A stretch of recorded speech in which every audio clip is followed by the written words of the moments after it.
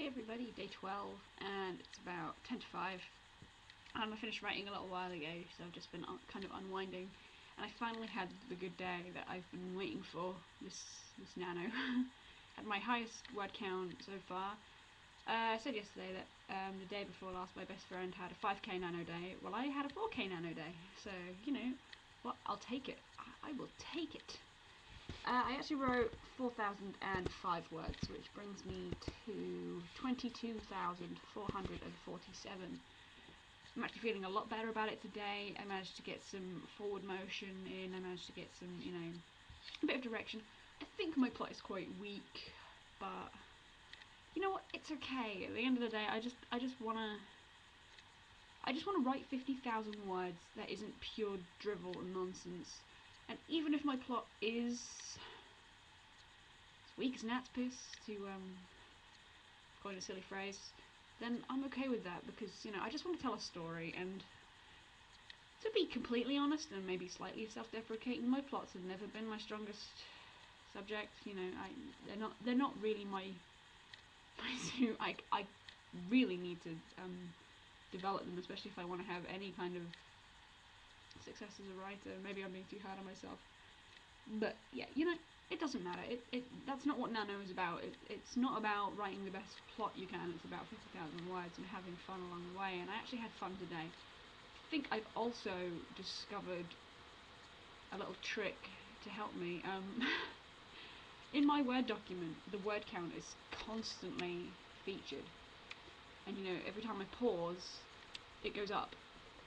And I realised I was watching it constantly, and on the days where I wasn't really feeling that great, I was waiting for it to hit pretty much the bare minimum, and that's just not good. That's not what it's about. So what I did today is I actually balanced the cinema ticket. Hell yeah, that's screen 4. And I balanced it against the bottom of the screen, and it covered the word count perfectly. And if I did have to look, I just pulled it out of the way, but I wasn't constantly watching the word count, so that's good. I also listened to music from Battlestar Galactica today, which is always really, really good music to listen to. It's also helpful I have like 8.5 hours worth of Battlestar Galactica music. I don't quite know how that happened. It's kind of bad. I was just going to listen to a bit of everything today. I put my instrumental playlist on and I hit random and I pressed play, and the first one to come on was from, I think, season 3 of Battlestar Galactica, and I was like, you know what? I love this stuff, so I narrowed it down and just left it playing on there, and it's good stuff. So yeah, I'm in good spirits about it today. Hopefully I can have another really good day like that tomorrow.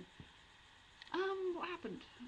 I left off yesterday with Theodore suggesting that Cole be the one to try and get through to the female, so we did that. Cole said that it would probably be best if he was alone. His father didn't really like that idea, but Gareth did, and Gareth wins all arguments automatically. It's one of the perks of being alpha. So Cole ends up going into the cell with this female. He has to get locked in with her so she doesn't try and make a break for it, because it's not like he can lock himself in. This is back in the ye olden days. This lock and key, there's no tricks. Yeah, and at first she doesn't really do anything, but almost immediately she responds to him, and in at least a small way. Once Theodore's out of sight, Cole turns around and looks at her, and she's looking at him. And before this point, they've been able to see nothing of her face pretty much. She's just curled up in a ball on the floor with her hair over her face. She has like jet black hair, like truly black hair. You can't get more black, pretty much. But you can just see her eyes, which, again, this girl keeps creeping me out. It's just an eerie sort of, I don't know what it is, and the fact that she creeped me out a little bit echoed through Cole, and he's a little bit unnerved by her, but he doesn't show it. He's basically emulating his father here by, confidence, composure, and pretty much throughout the entire scene, he's got his eyes locked on hers because she's not dropping a gaze, so it's like a battle of wills between the two of them, even though she's just on the floor. Manages to get her to tell him her name. Her name is Elaina. I was just going to call it Elaine at first, and I used a weird spelling.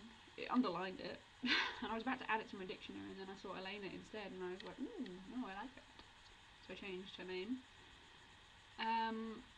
There's back and forth, gets the name out of her, like I said, and her dialogue is actually quite, what's the word, disjointed. It doesn't, it doesn't make the most sense. But, and there's like a little moment where she lunges at him and actually like pins him to the floor, and he lets her, doesn't fight her off because, there's something in his gut that's saying she's not going to attack me. I mean, he's in a vulnerable position here, he's on the floor and she's on top.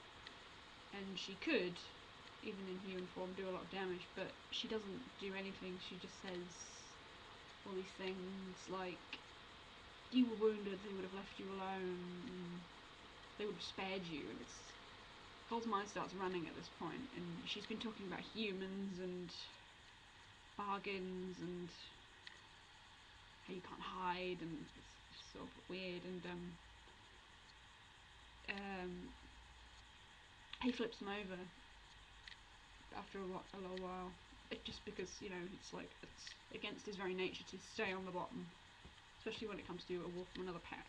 If it was a dominant in his own pack, it would be fine, but yeah. And she immediately changes there. Everything in her tenses at once, and she kind of tries to curl into herself, and she starts shaking, and Cole reels back from her and thinks, okay, something is really wrong in this whole situation. And Theodore actually comes in here, and Cole tells him to back off, to stay back.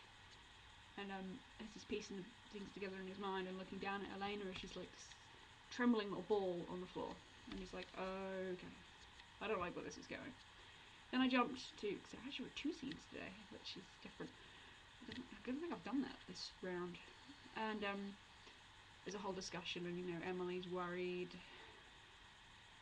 and Alswytha's kind of a little bit of what you might call snark comes through. As it is now, she's very dry and very cynical, and she'll mock you right to your face.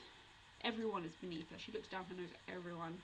And there is a little bit of this shining through here, and Gareth is just bordering on very slightly unreasonable. He doesn't really want to believe that this girl didn't lie. He keeps calling her this girl rather than Elaina. Cole corrects Alswytha at one point. At one point he actually not interrupts, but he answers very quickly and very firmly and in an almost challenging fashion, but he manages to reel it back by dropping his gaze and kind of sitting back in his chair and sort of, I'm sorry, submissive motion, gesture. And it basically,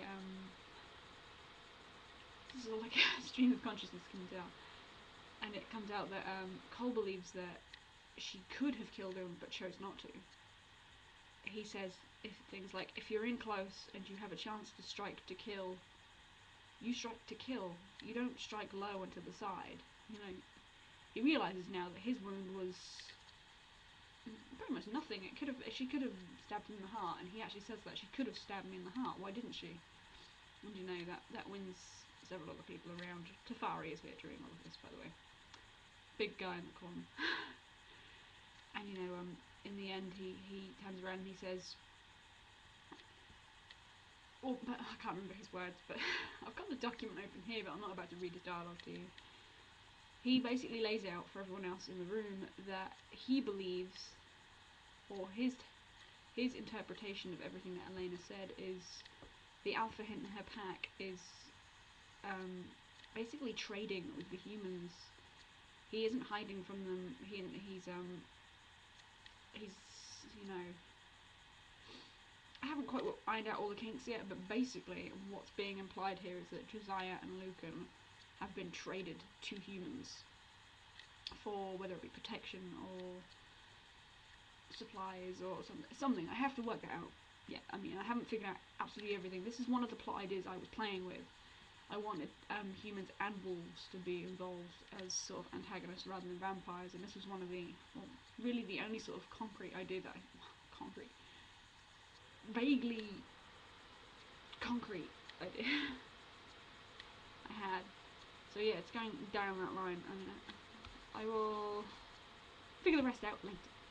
I'm just happy that I managed to get so much written today, and I didn't hate it. So yeah, awesome.